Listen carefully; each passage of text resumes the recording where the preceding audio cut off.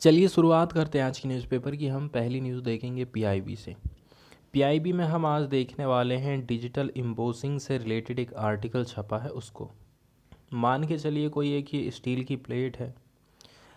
यहाँ पर मैं यदि आर के से लिखता हूँ तो ये इसको मैं कई तरीके से इस स्टील की प्लेट में मैं लिख सकता हूँ। एक तरीका होता है इसको गड्ढा करते हुए मैं लिखूँ, मतलब खुदाई करते हुए आर के जे यदि मैं लिखता हूँ, ठीक है। तो एक तरीका ये हो सकता, या तो फिर मैं इनको उभार करके लिख सकता हूँ। आर के जी को मैं उभार करके भी लिख सकता हूँ। तो जो डिजिटल इम्बोजिंग टेक्निक रहती है उसमें अक्षर हमें इम्बोज किए रहते हैं, ठीक है, उभार वाले रहते हैं, जिसकी सहायता से जो ऐसे लोग हैं जो देख नहीं सकते हैं, दृष्टिबाधित जिनको कहा जाता है, वो लोग उनको पढ़ने में आसानी जाएगी। तो डिजिटल इम्बोजिंग से रिलेटेड ये न्यूज़ आई है। इसमें बताया जा रहा है डिजिटल इम्बोजिंग एक प्रकार से डिजिटल प्रिंटिंग टेक्नोलॉजी है, designed to revolutionize the enhancement process in the printing industry.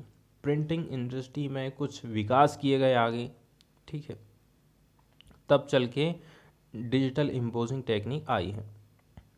Digital embossing eliminates the need for printing plates, mould, chemical and solvent. जो डिजिटल इम्बोजिंग है उसने क्या काम कर दिया है, need for printing plate, mould, chemical, solvent, ये सारी चीज़ों का काम इसने ख़त्म कर दिया। एमिटिंग नो पॉल्यूटेंट्स और waste and reduce overall energy use. आप जो बिजली यूज़ कर रहे थे उसको डिजिटल इम्बोजिंग ने कम कर दिया है। The high resolution inkjet technology enables, इसमें जो यूज़ होता है वो होता है हाई रिजोल्यूशन वाली इंकजेट टेक्नोलॉजी। ये इनेबल करती है सिलेक्टिव कोटिंग को with variable thickness and stampless embossing. आप जितनी मोटाई की इम्पोजिंग करना चाहते हो वो भी इसमें संभव है। Digital embossing allows for on demand printing of as few as one item to thousand of copies. थोड़ी सी चीज़ से लेकर के हज़ारों कॉपी आप तैयार कर सकते हो। Digital embossing was invented by Scodix, Israel based startup company है that produces equipment for print enhancement application in the commercial and packaging industries.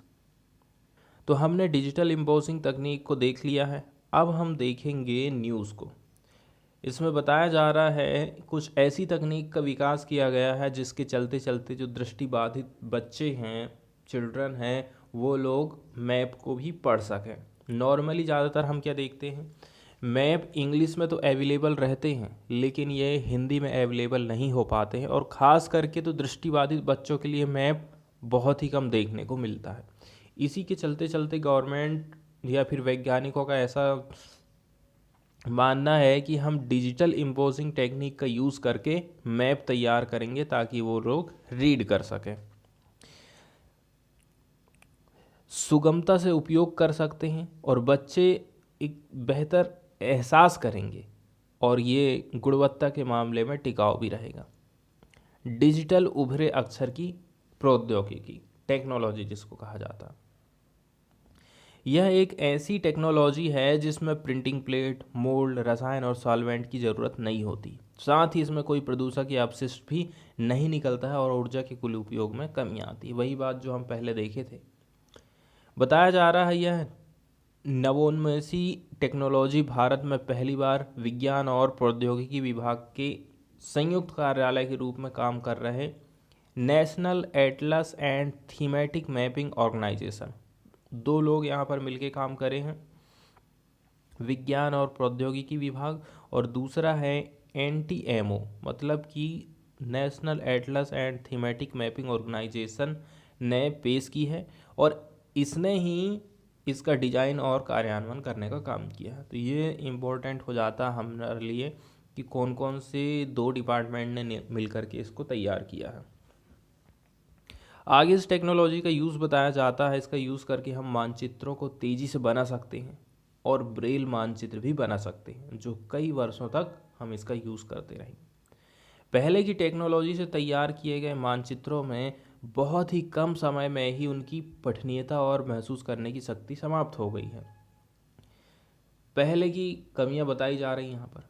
Braille समुदाय के विशेषज्ञों और छात्रों की प्रतिक्रिया से हमें एटलस के परिणाम में कमी, पठनीयता में वृद्धि, मानचित्रों और एटलस आदि को एक जगह से दूसरी जगह ले जाने में आसानी को लेकर, कम लागत अत्याधुनिक उत्पाद तैयार करने को लेकर प्रोत्साहन मिला और इसी दिशा में फिर वैज्ञानिक लोगों ने काम करा।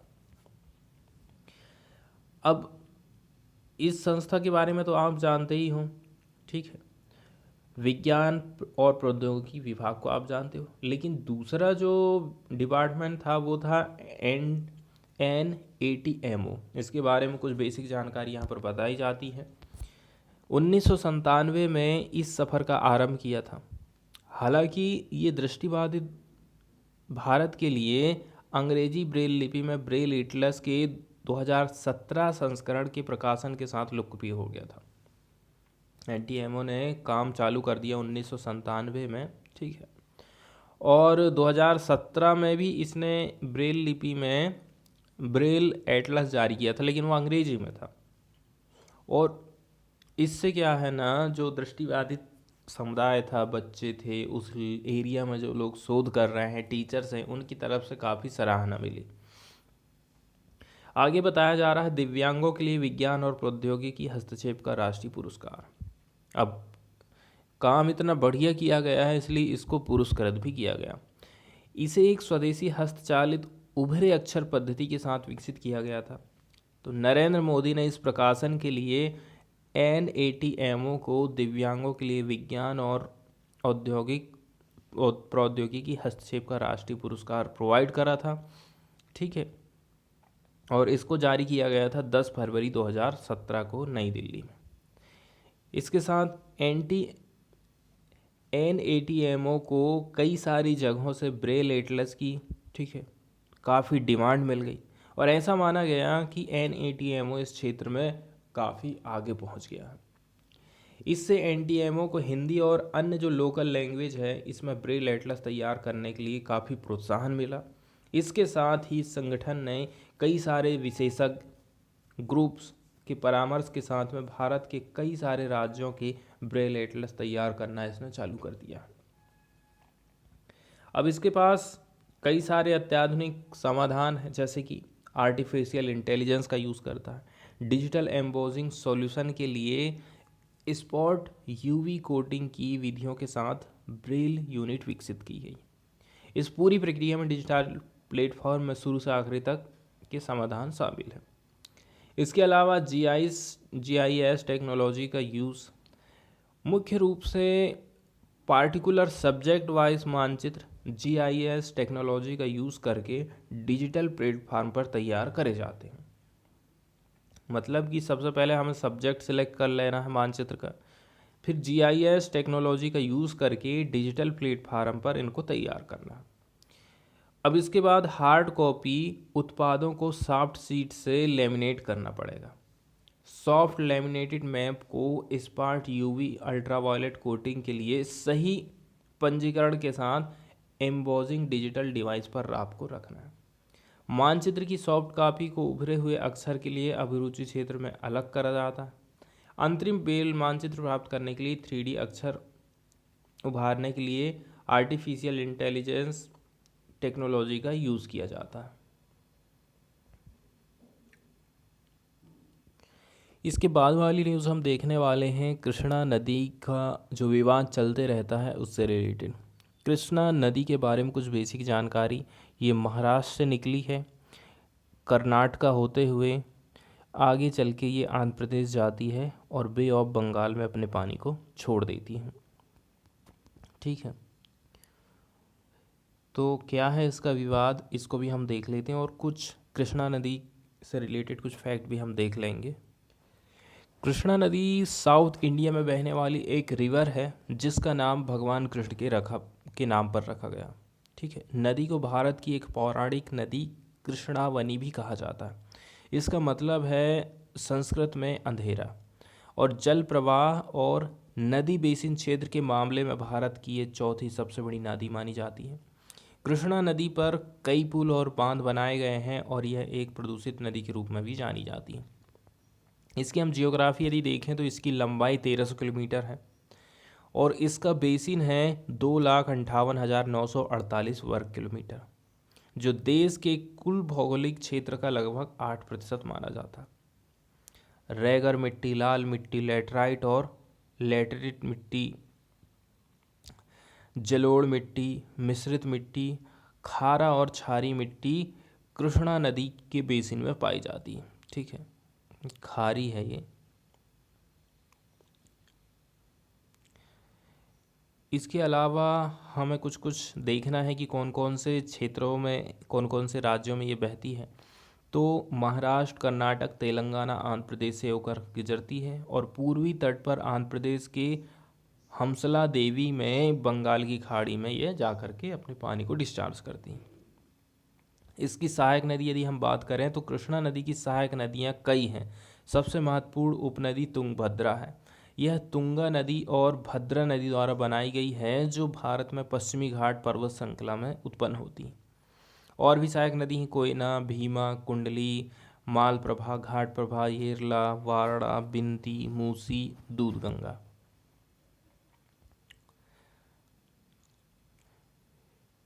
इसके अलावा कृष्णा नदी के पास में ही भारतीय वन पड़ता है, जिसको बंगाल में मैंग्रोव वन के नाम से भी जाना जाता है। ये थोड़ा सा इम्पोर्टेंट हो जाता है। यदि हम बांध देखें तो कृष्णा नदी पर 2 बांध बने हैं, जिनमें से एक श्रीशैलम में श्रीशैलम बांध है और दूसरा है नागार्जुन पहाड़ी पर।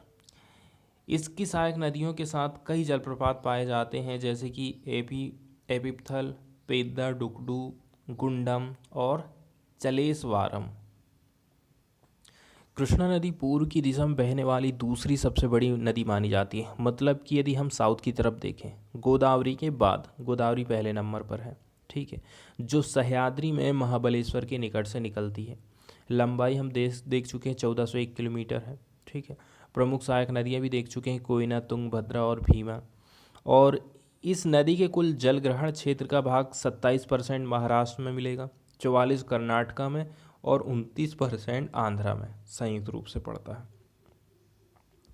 तो विवाद ऐसा रहता है कि जो आगे वाले स्टेट है ना, बांध बना करके इसके पानी को रोक देते हैं, तो पीछे वाले जो स्टेट हैं उनका आरोप रहता है कि हमें पानी ही नहीं मिल पाता, हमें पानी कम मिल पा रहा है, क्योंकि ये लोग बांध बनाए हैं, बिजली बना रहे हैं, सिंचाई में यूज़ कर रहे हैं और हम यूज़ ही नहीं कर पा रहे हैं। अक्सर यही लड़ाई होती रहती है। न्यूज़ की तरफ यदि हम जाएं तो 2 सुप्रीम कोर्ट जज pull out of Krishna water cases. Justice Chandrachud hails from Maharashtra, justice Bopanna is from Karnataka. अब ये खुद उसी स्टेट से हैं जहाँ पर ये नदी बह रही है, इसलिए अब ये जो न्यायाधीश है ना, जज है, ये लोग उसकी सुनवाई नहीं कर सकते। Justice D.Y. Chandrachud and A.S. Bopanna of the Supreme Court on Monday rescued themselves from hearing a dispute among the state of Telangana, Andhra और Karnataka on the allocation of Krishna Water River. Krishna water river कौन कौन से state में झगड़ा चल रहा है? तेलंगाना, आंध्रा और कर्नाटका।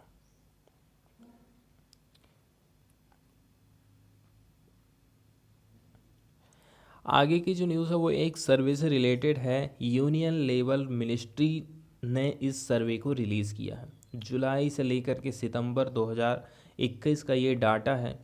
ठीक है, employment figures 3 more reports in progress. ठीक है, सरकार की तरफ से ऐसा बताया जा रहा है कि एम्प्लॉयमेंट मतलब रोजगार के क्षेत्र में बढ़ोतरी हुई है।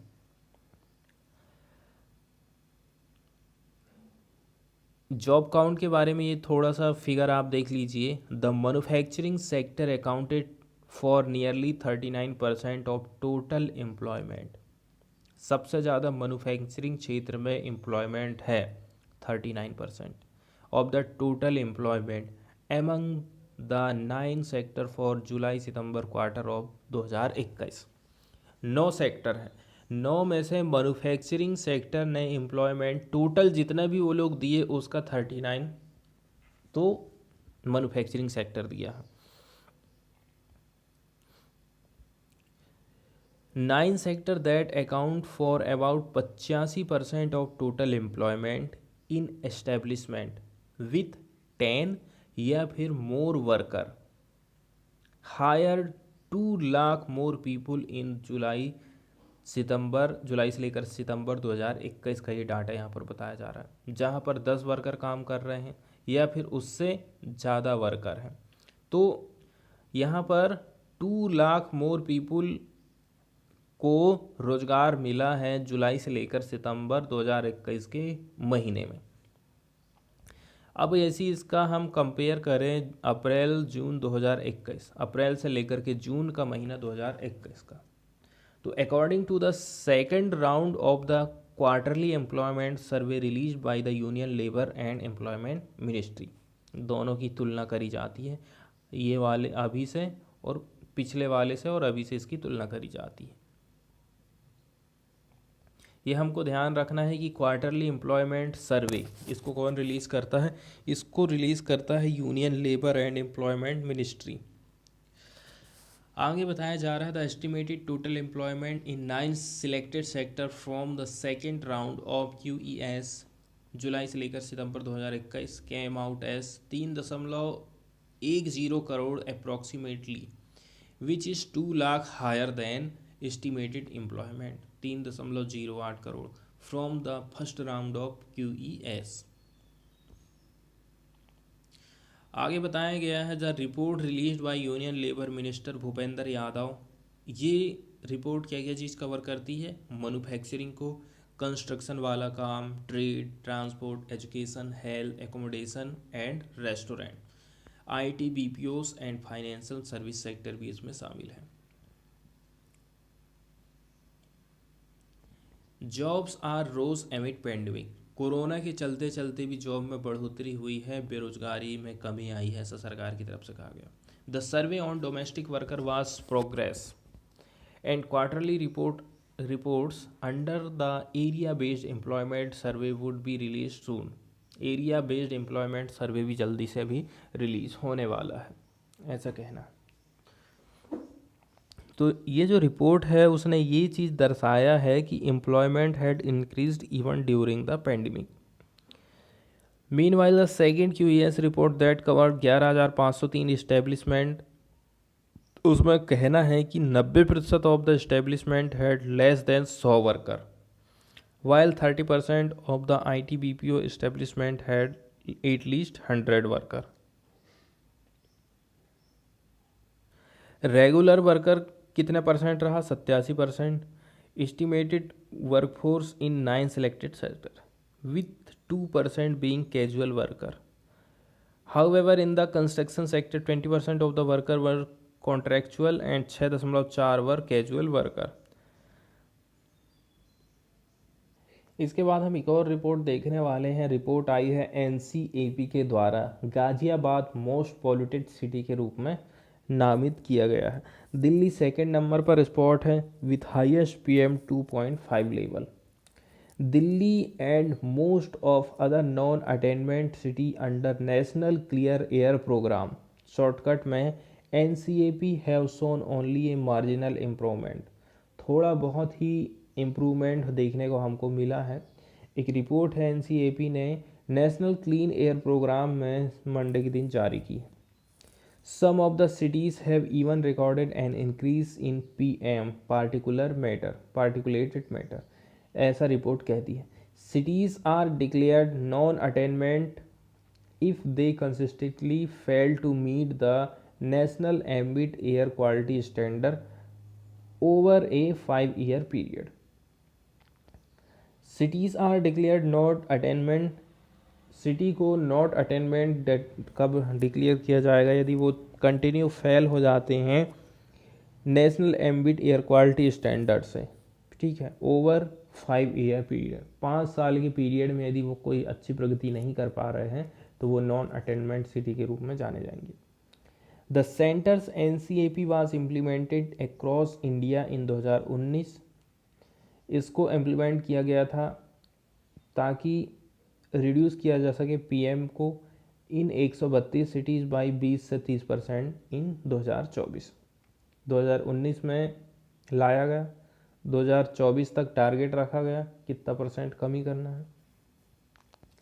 The analyze by the NCAP tracker, a joint project by news portal Carbon Copy and a Maharashtra-based startup है Respire Living Sciences, designed to track India's progress in achieving the clean air target, ranked Ghaziabad in Uttar Pradesh as the most polluted city out of 132 non-attainment cities with highest level of PM 2.5 और PM 10।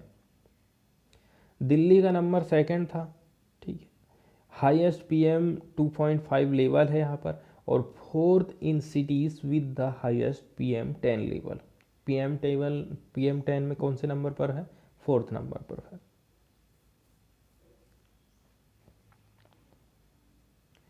आगे जो analyse है वो क्या कहता है?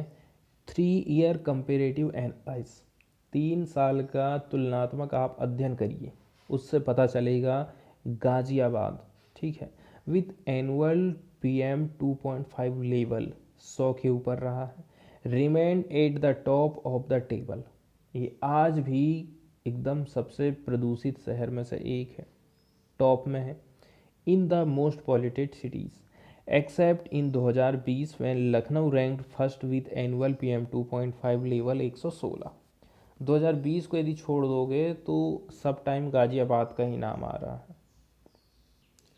इसके बाद वाली न्यूज़ हम देखने वाले हैं मणिपुर से। मणिपुर की गवर्नमेंट ने इशू कर दिया है डिस्पर्ड एरिया नोटिफिकेशन को, ठीक है। जब देखा जाए ना तो जिस प्रकार से आर्मी के द्वारा कुछ बेगुनाह लोगों की डेथ की गई थी, उस हिसाब से तो ज़्यादातर जो स्टेट है, पब्लिक है और जो अदर समुदाय है वो अपस्फा कानून को हटाने की बात कर रहा था। अंग्रेज़ों के टाइम का ये कानून है, अभी तक इंडिया में चल रहा है। Despite the wide spread demand for the repeal of armed force special power act 1958, the Manipur government issue A notification on Monday declaring the entire state excluding the Imphal municipal area as disturbed with retrospective effect from 31 December 2021 for 1 year. 1 साल के लिए area ये घोषित कर दिया गया है। अब यहाँ पर अपस्फा कानून लागू हो जाएगा और आर्मी को स्पेशल पावर मिल जाएगी ताकि ये जो एरिया है यहाँ पर आर्मी शांति बनाए रखे। इसका मतलब ये हो गया कि जो आर्म फोर्स अपस्फा एक्ट है 1958 विल बी इन फोर्स हो जाएगा। The order was issued by H Gyan Prakash, special secretary home है। Under the provision the central forces will be deployed to aid the civil administration. Civil administration चलाने के लिए central force का deployment किया जाएगा। Despite claim for normality in the law and order situation under the BJP led government, there have been violence in pole bound Manipur. On Sunday night, 2 persons including 1 policeman were shot dead. The police are yet to nab the killers. इसके बाद वाली एक news आई है जो India south Korea के trade relation को बताती है।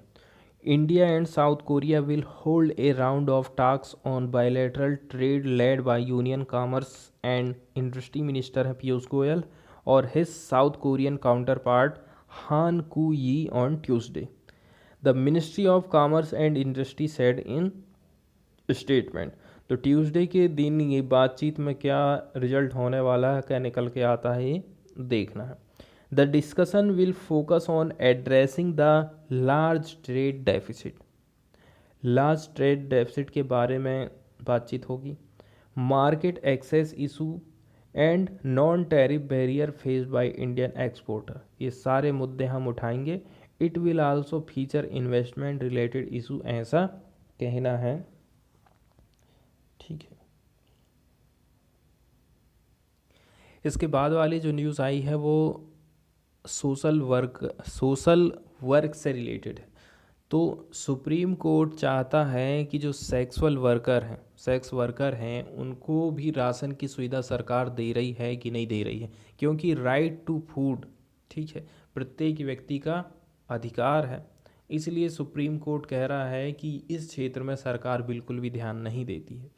The supreme court on Monday pulled up states such as West Bengal and poll-bound UP for not filing affidavit on whether they are giving dry ration to sex worker, especially in the light of third wave of the pandemic.